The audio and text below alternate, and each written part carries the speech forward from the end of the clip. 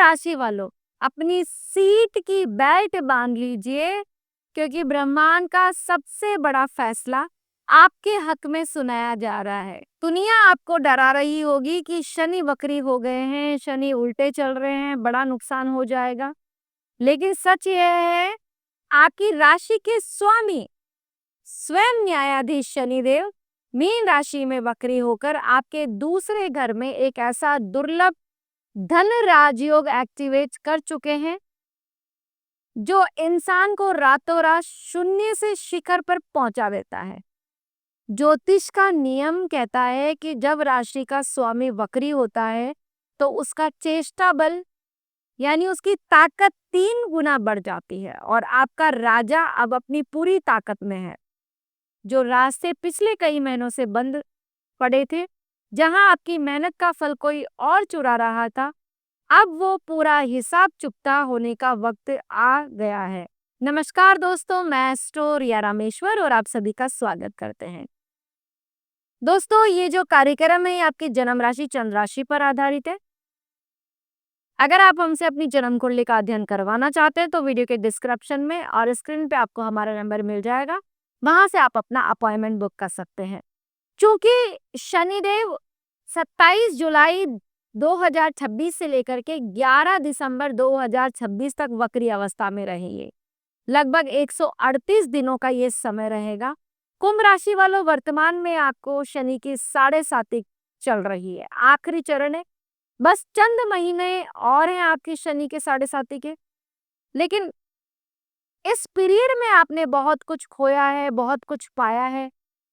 शनिदेव का एक नियम है, वो आपको पहले पात्र बनाते हैं, उस लायक आपको बनाते हैं, फिर बाद में आपको पुरस्कार मिलता है। इसलिए इस पीरियड में आपने बहुत कुछ सहा होगा, बहुत परीक्षाएं दी होंगी, लेकिन अब वो समय आ गया है जब आपको अपने पिछली मेहनत का फल मिलेगा, पिछले कर्मों का फल मिलेगा। जो आपने बोया है वो आपको 2 गुना मिलेगा। अब अगर आपने अच्छा काम किया, अच्छा बोया है तो वो ही मिलेगा, और अगर आपने किसी का मन दुखाया है, दिल दुखाया है, तो वो चीजें वापस लौट करके आएगी। दोस्तों, शनिदेव मुफ्त में आपको कुछ नहीं देते। वो इस राजयोग की चाबी आपको देने से पहले आपका एक बहुत बड़ा टेस्ट लेंगे।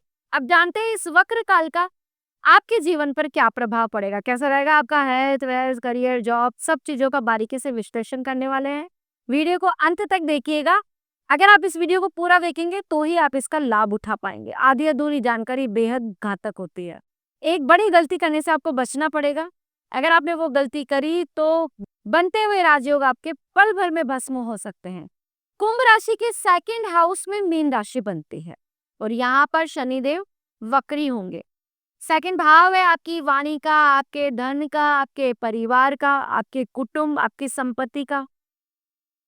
यहाँ पर शनिदेव वक्री होंगे तो सबसे पहले वो पीछे की तरफ बल लगाएंगे, जिसे ज्योतिष में वक्री बल या चेष्टा बल कहते हैं। इसका सीधा सा मतलब है कि कुंभ राशि वालों का रुका हुआ पैसा, अटका हुआ धन अब पूरी ताकत से वापस लौटने वाला है। आपकी वाणी में एक गजब का आकर्षण होगा, अधिकार आएगा, जिससे लोग आपकी बातों को बहुत गंभीरता से सुनेंगे और मानेंगे भी।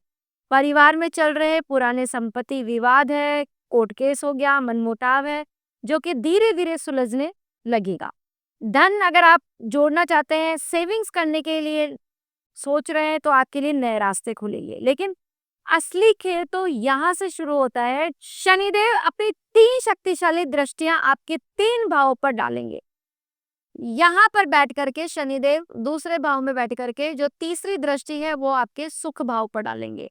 ये घर है आपकी माता का, आपके सुखों का, आपकी गाड़ी और मकान का।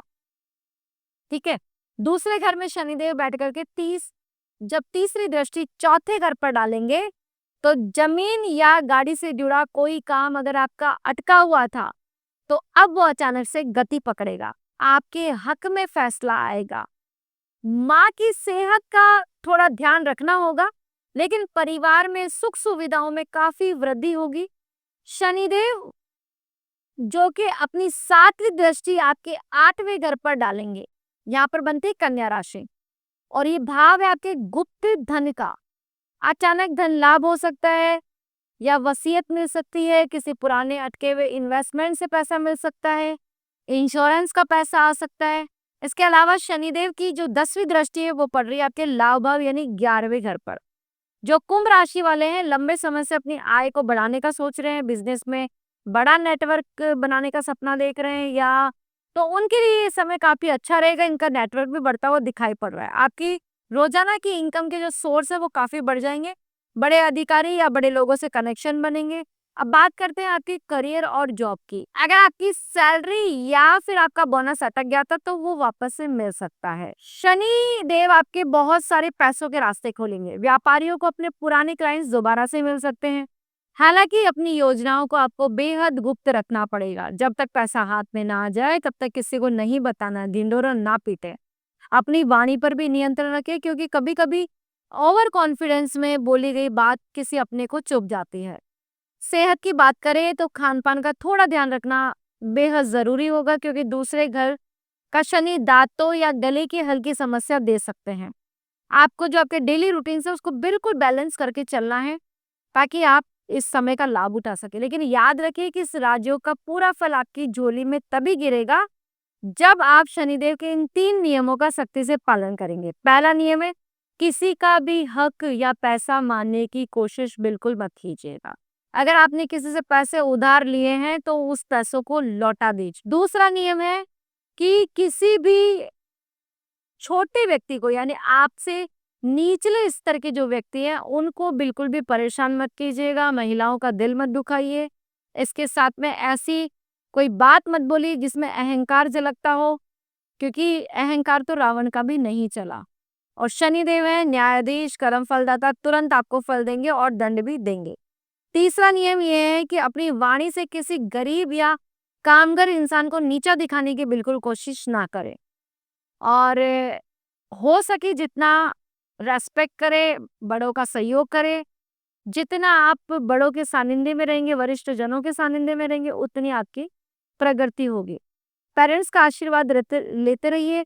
इस समय आपके जो परिवार के कलेश थे वो भी खत्म होंगे। कुछ मांगलिक आयोजन भी दिखाई पड़ रहे हैं और शनिदेव की जो 10वीं दृष्टि है वो लाभ भाव पे पड़ेगी, तो किसी पुराने मित्र से भी आपकी मुलाकात संभव हो सकती है। विद्यार्थियों के लिए वक्र काल सोने पर सुहागा रहेगा, पढ़ाई में अच्छा मन लगेगा। आगे आने वाले जो दिसंबर तक का जो महीना है उसमें आपको अगर कोई कंपटीशन होने वाला है तो वो आपके पक्ष में होगा, आपको सफलता मिलेगी। कुछ स्किल्स सीख सकते हैं, इन स्किल्स से आपको अपने जीवन में लाभ भी मिलेगा। अब इस राज्यों को पूरी तरह से एक्टिवेट करने के लिए मैं आपको कुछ उपाय बता रही हूँ जो आपको निरंतर करने हैं ताकि आप इस पीरियड का बहुत अधिक लाभ उठा सकते हैं। सबसे पहले तो आपको सूर्यास्त के बाद में पीपल के पेड़ के नीचे सरसों के तेल का दीपक या तिल तेल का दीपक जला सकते हैं। उसमें थोड़े से काले तिल डालिए, उसमें लौंग डालिए और वहीं बैठ करके प्रार्थना कीजिए शनिदेव से ताकि वो आपके कष्टों को कम करे। दूसरा उपाय करना है आपको ओम शम शनिचराय नमः, इस बीज मंत्र का आप यथाशक्ति जाप कर सकते हैं। ये भी आपको एक हद तक आपकी परेशानियां खत्म करता है। तीसरा उपाय है कि आपको शनि से रिलेटेड दान करना है या फिर जरूरतमंद लोगों के आप दान कर सकते हैं, उससे भी शनिदेव प्रसन्न होते हैं। तो दोस्तों ये थी कुंभ राशि वाले जातकों को लेकर के चर्चा। दोस्तों कैसी लगी आपको ये वीडियो? उम्मीद करते हैं वीडियो अच्छी लगी होगी, पसंद आई होगी। अगर पहली बार मुझे देख रहे हैं, सुन रहे तो चैनल को सब्सक्राइब करना ना भूलें। वीडियो को लाइक करें, शेयर करें तुरंत कुंभ राशि वाले जातकों तक, और कमेंट में पूरी श्रद्धा से जय शनिदेव जरूर लिखें। मिलते हैं नेक्स्ट वीडियो में नई जानकारी के साथ में, तब तक के लिए राधे राधे।